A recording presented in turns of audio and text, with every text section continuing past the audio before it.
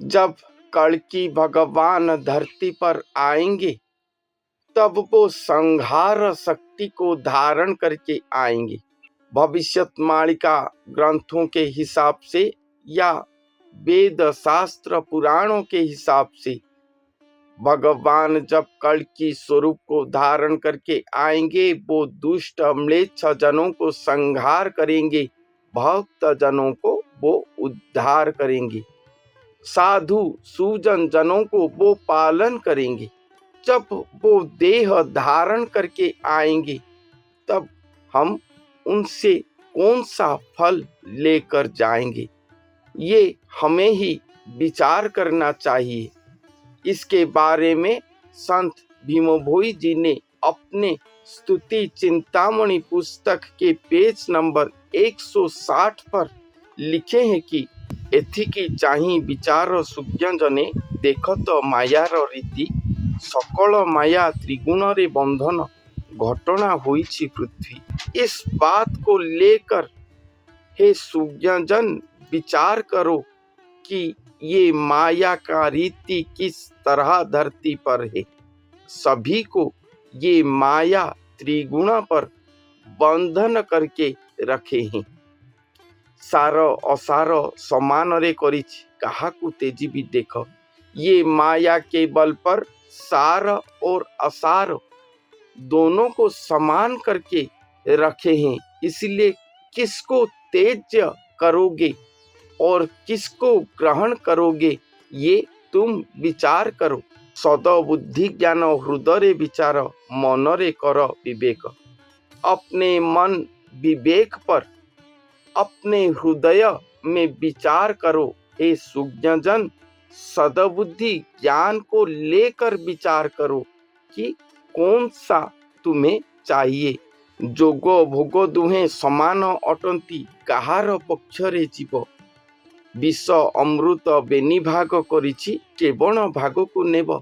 जोग भोग ये दोनों अलग है मगर भगवान जोग भोग दोनों को समान करके अपने पास रखे हैं। तुम किसके पक्ष पर जाओगे। विष अमृत बेनी भाग करिछि। विष और अमृत ये दोनों दो भाग करके कल्कि भगवान जो आएंगे वो अपने पास ही रखे होंगे। साधु सुज्ञजन न्याय कर तुम्हें बेनी पक्ष को विचारी। बेनी भाग जाक एक ठाबे अछि जहा गुण जेउ परी।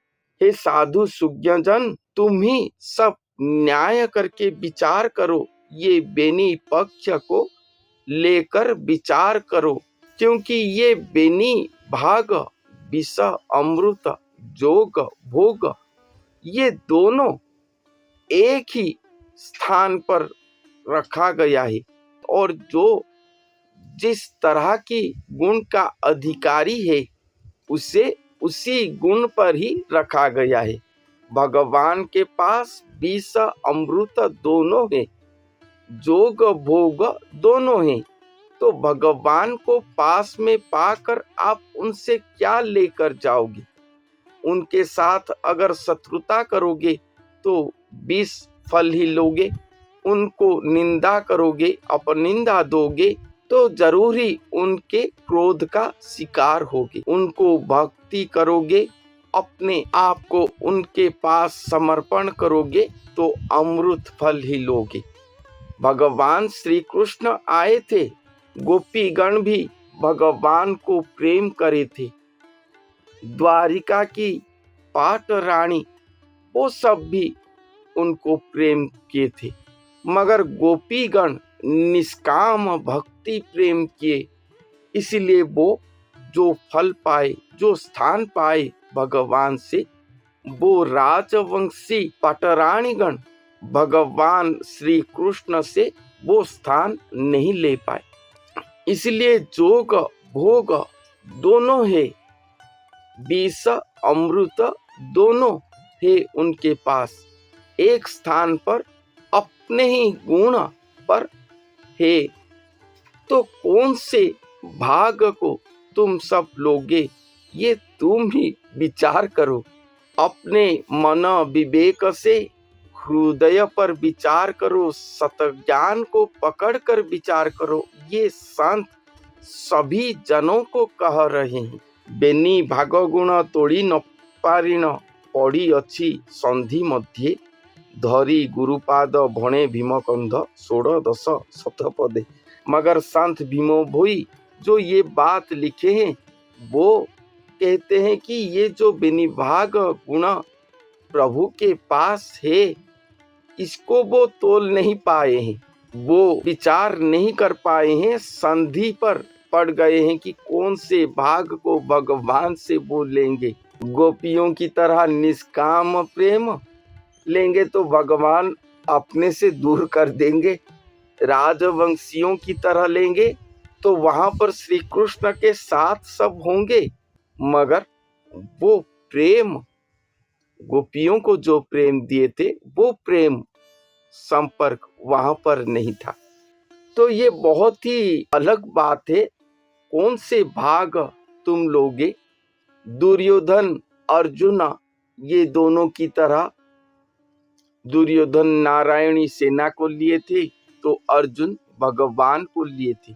नारायणी सेना को लेकर भी दुर्योधन मृत्यु लाभ किया और श्री कृष्ण के संग पाकर अर्जुन सखा कहलाए। तो जोग भोग विष अमृत कौन से भाग को तुम लोगे, ये तुम सभी विचार करो। संत भीमोबोई कहते हैं कि मैं ये संधि पर पड़ गया हूं कि मैं कौन सा लूंगा, इसलिए वो अपने ही गुरु के चरण को ही पकड़ कर रह गए हैं, अपने गुरु के ही चरण पर शरण गए हैं। और बाकी तुम सब जगतवासी साधु सुज्ञ भक्त जन सुजन जन विचार करो कि कौन से भाग को तुम लोगे भगवान से, क्योंकि जोग भोग विष अमृत ये दोनों उन्हीं के पास ही एक स्थान पर अपने गुणों को लेकर रहा है। ये छोटी सी पंक्ति पर संत भीमोभोई जी ने एक बड़ा सा संदेश ये जगत वासियों को दिए। तो आज के लिए इतना ही। धन्यवाद।